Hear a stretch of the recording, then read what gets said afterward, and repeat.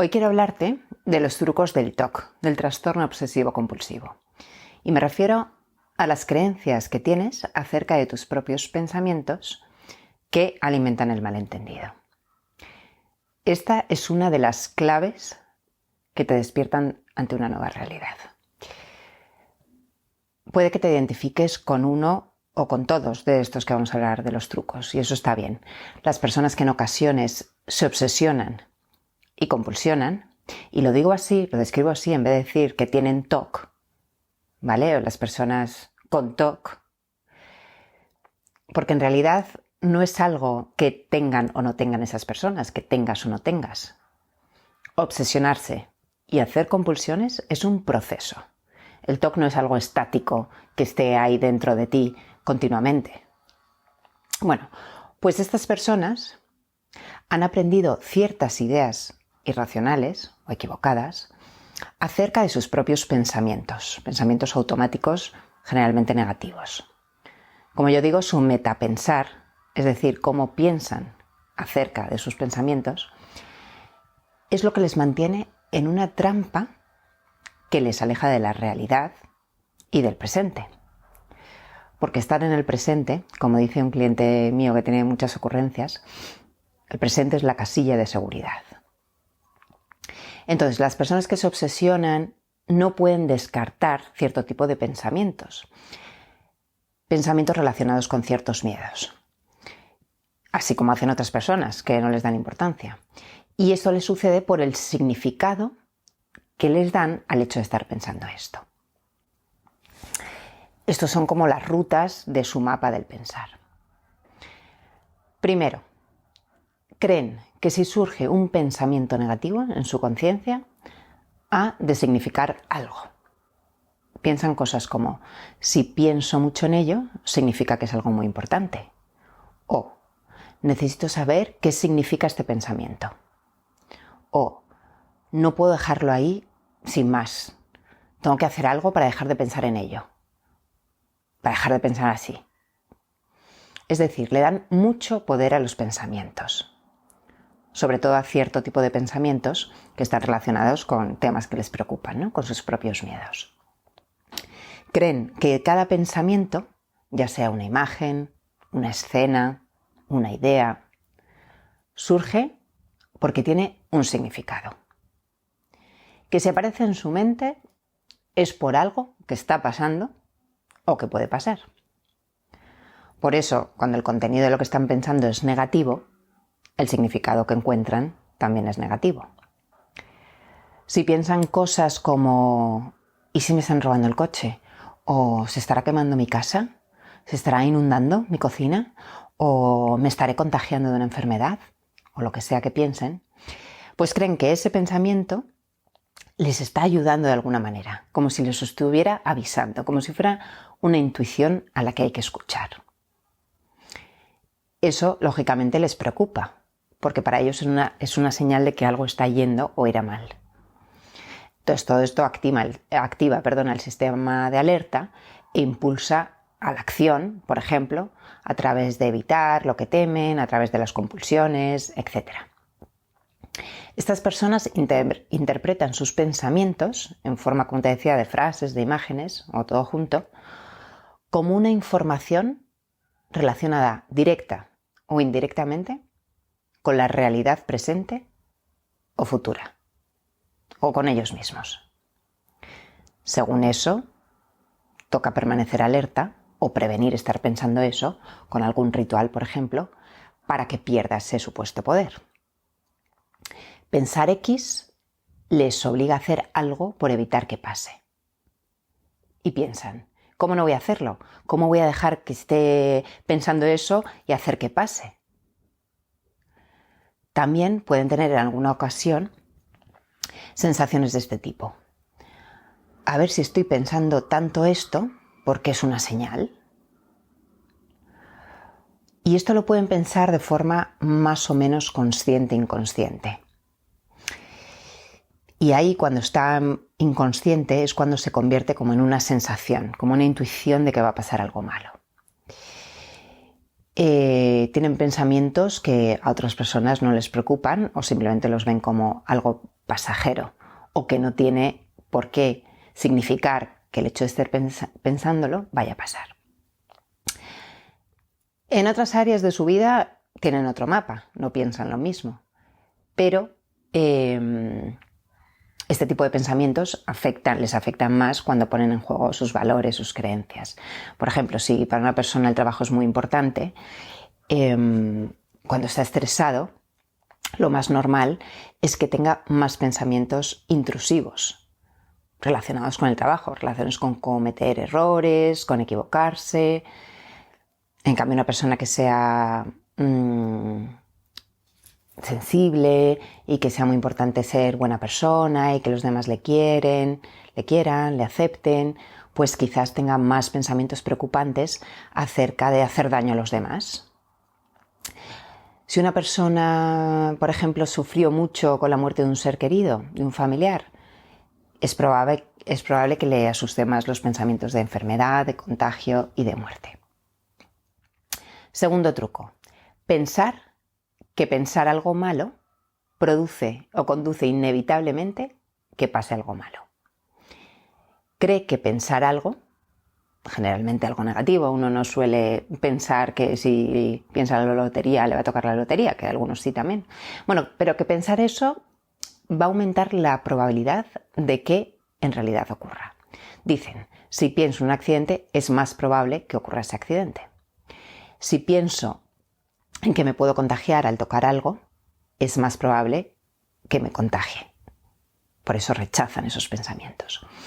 Esta idea está relacionada con el pensamiento que llaman mágico, con la superstición. De forma que uno llega a creer que sus pensamientos pueden influir mágicamente sobre los hechos del mundo, sobre el futuro, sobre el presente. Por ejemplo, si me viene a la mente una imagen de mis padres, de mis hermanos, de mi pareja, lo que sea, muriéndose, creo que es más probable que suceda. Creo que si lo pienso, estoy de alguna manera provocándolo o facilitando que pase. Y se dicen, no es que yo esté implicado o que yo lo esté deseando o que yo vaya a hacerlo, pero es como si de alguna manera lo estuviera haciendo más real, más probable. Como si estuviera haciendo que ese fuera su destino. Si no, porque lo estoy pensando. Y ya empieza, ¿será porque no les quiero? No sé cómo explicarlo muy bien, cuál es la relación, pero de alguna manera el hecho de pensarlo me hace pensar que es más probable que suceda. Y lo siento así. Puede que parezca absurdo, pero en el momento lo piensa así. Entonces es normal que si piensa así sobre su pensar, quiera eliminarlo, quiera pensar en otra cosa. Y si no, empieza a sentir mucha angustia y necesita hacer las famosas compulsiones para prevenir que eso suceda. Crea trucos que quizás para otros no tengan mucho sentido, pero para la persona sí, desde luego, y que a veces son simbólicos y que pueden para otros, como te digo, parecer una tontería, una locura, pero él necesita como neutralizar esa profecía que ha surgido, o ese hechizo mental, y se dicen cosas como, pero ¿cómo no voy a hacerlo? ¿Cómo voy a dejar de hacer la compulsión que está protegiendo a mis seres queridos? Si pienso cosas malas, me veo obligado a hacer algo para calmarme o para evitar que eso pase, eso que me da tanto miedo, pase. Entonces le dan valor de premonición al pensamiento. Piensan que si no, no tiene sentido estar pensando esas cosas negativas, que en realidad van en contra de lo que quieren que suceda, en contra de sus valores y sus deseos. Además creen que si aquello llega a pasar, al menos en parte, es su responsabilidad. Y esto nos señala la hiperresponsabilidad con la que han aprendido a manejarse muchas personas, que luego se obsesionan, ¿no? Que esta es otra parte del mapa. Y aunque a veces reconozcan que pensar así es irracional, no evita que en el momento se puedan sentir aterrorizados ante el hecho de que exista la probabilidad, por mínima que sea, de que el hecho de pensar aumente las probabilidades de que aquello ocurra, como si estuvieran provocándolo, aunque sea de una forma mágica. Y cuando uno cree eso, es lógico que lleve a cabo conductas que sirvan de prevención, como de por si acaso lo hago. Además, como se están considerando en este caso responsables de que pueda ocurrir, también se sienten responsables de evitar que ocurra. Por ejemplo, uno provoca pensamientos de contraste, esto es muy típico, es decir, me viene la imagen de un accidente en el que se muere un ser querido, entonces para aliviarme en ese momento y evitar que pase, me imagino a ese ser querido feliz, sonriendo y súper sano. O luchar para que ese pensamiento no aparezca, evitando hacer ciertas actividades que suelan incitar su aparición. Todo esto solo le da más poder al pensamiento. Tercero, creen que si lo piensan es porque van a hacerlo. La persona cree que el hecho de pensar en hacer algo malo, entre comillas, significa que va a hacerlo. Imagina una persona con miedo a ser homosexual, que es muy habitual. Se dice, si pienso que voy a besar a otro hombre, es porque voy a hacerlo. Si no, no lo estaría pensando. Solo por pensarlo, tengo ansiedad. Y con ansiedad es más fácil que pierda el control y que bese a un hombre. Entonces, le llega un pensamiento intrusivo, tipo, ¿y si se me ocurre mirar hombres en el gimnasio? O, ¿y si me empieza a gustar mi jefe? Valora esos pensamientos como una señal de que está a punto de perder el control y de descubrir su oculta orientación sexual, y que el hecho de estar pensándolo significa que va a actuarlo. Desconfía de sus propios impulsos y de sus deseos reales. Y esto igual con cualquier temática. La persona no tiene en cuenta si realmente quiere hacerlo o no quiere hacerlo y comienza a confundir el pensar con el desear. Empieza a mezclar pensamientos, sensaciones, empieza a dudar, perdiéndose cada vez más en la burbuja del parloteo, como yo lo llamo. Y, como te digo, pensando que el hecho de pensarlo aumenta las probabilidades de que lo haga.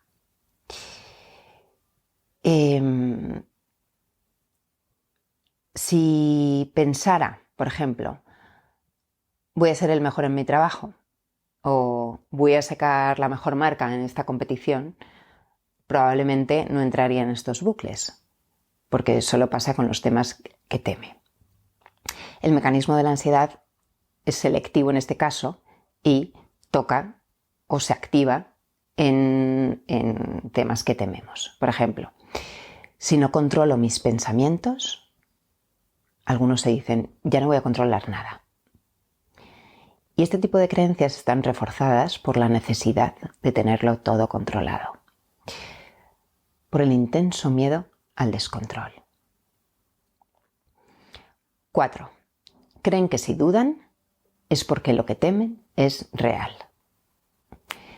En cuanto a las dudas, piensan que cuando dudan es por algo y se dicen, si no, no dudaría.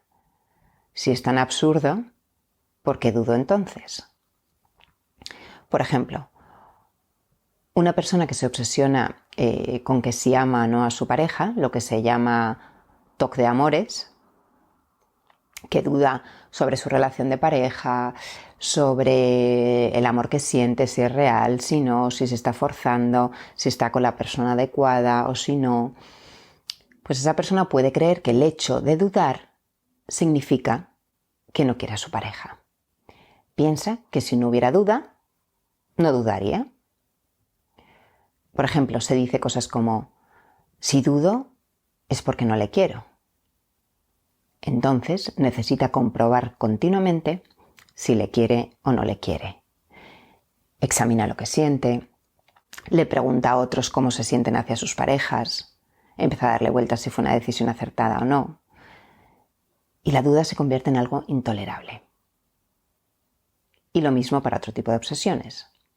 Si dudo es porque seré homosexual, si no, no dudaría. Si dudo es porque sí cometí ese error. Si dudo es porque tengo que estar preocupándome por la enfermedad, por el contagio. Y 5. Creen que pensar algo inapropiado es igual de malo que hacerlo. La persona le da tanto valor a sus pensamientos y se identifica tanto con ellos que pensar mal es malo en sí. Se dicen, si pienso que puedo hacer daño a alguien, ya estoy siendo malo. Si pienso que voy a cometer un error, ya estoy siendo torpe, irresponsable, inseguro o lo que sea. Esto le da una enorme carga afectiva al pensamiento. Sabemos que es inevitable que toda la población tengamos pensamientos automáticos negativos y a veces pensamos cosas horribles, sobre todo cuando estamos estresados, cuando estamos preocupados, deprimidos, cansados. Y esto no revela nuestra propia naturaleza, ni nuestros deseos, ni nos hace ser culpables, ni hace que sea más probable que vaya a pasar eso, ¿no? Y aquí tocamos el tema de lo bueno y lo malo, lo correcto, lo incorrecto, y cómo esas etiquetas inflexibles, aprendidas muchas veces, condicionan la experiencia. Bueno, y estas formas de interpretar los pensamientos son las que diferencian a las personas que te decía que se obsesionan, que se pierden en obsesiones y compulsiones, y las personas que no, que de vez en cuando se obsesionan, de vez en cuando hacen alguna compulsión, tienen algunas manías, pero no lo hacen con frecuencia y con tanta angustia. No siempre es fácil darte cuenta de qué estás pensando y de que estás pensando así acerca de tus pensamientos. Porque hay veces que uno lo siente como una realidad, no puede poner distancia. Y bueno, a través de leer, de informarte y eso, y de practicar el sistema de TOC terminado, por ejemplo, las técnicas con tu terapeuta, hacer un entrenamiento por tu cuenta, puedes ir comprobando que esas creencias eran un malentendido. Y se van transformando y dejando de hacerte ese daño. Y pueden seguir apareciendo pensamientos, sensaciones, dudas, lo que sea. Pero te relacionas con ello desde otro lugar, dejando de ser verdades. Te das cuenta de que las películas mentales no pueden hacerte daño, que te lo estaban haciendo por el poder que les estabas otorgando por esas creencias. Y empiezas a ver todo con más claridad, con más confianza, porque confías en tu capacidad de decisión y de indecisión. Y aprendes a controlar, a gestionar, tu mente desde un nuevo marco de gestión. En TOC terminado me he puesto el reto, que ahora lo voy a actualizar, de no mencionar la palabra TOC. Porque estoy cansada de que los clientes vengan y me digan, es que mi TOC me hace hacer esto, mi TOC lo otro, esto es por mi TOC. Ayer, por ejemplo, una cliente me consultaba y me decía, mira, Rocío, he tenido esta obsesión. Me he puesto a dudar y a darle muchísimas vueltas a si una cosa concreta, un episodio, sucedió o no sucedió. Entonces me pregunto, ¿esta obsesión qué es? ¿De mi TOC o es mi TAC? Porque ella vino con un diagnóstico de TOC, trastorno obsesivo compulsivo, y trastorno de ansiedad generalizada. ¿Es mi TOC o es mi TAC? Y le dije, no es ni tu TOC, ni tu TUC, ni tu TAC, ni tu TOC. Es un proceso que ha surgido, has caído en el malentendido, le has dado un poder a esas creencias, creías que necesitabas tener la certeza de si eso había pasado o no, y le expliqué todo el proceso, ¿no? Ella está haciendo el sistema de TOC terminado y entendió que no es bueno sobreidentificarse con el TOC, el TAC o el TUC, el TIC. ¿De acuerdo? Entonces, bueno, te animo a seguir comprendiendo en profundidad la experiencia que puedas estar viviendo y tienes el sistema de TOC terminado para llevar un entrenamiento gestionado por ti, o también, si estás en terapia, puede ser un apoyo súper potente para tu recuperación, para tu transformación, para tu camino hacia la calma, la claridad y la confianza. Gracias por estar aquí y si quieres puedes compartir este vídeo para que más personas lleguen a esta información. Gracias. Descubre más de tu mente en hermanoslacasa.com.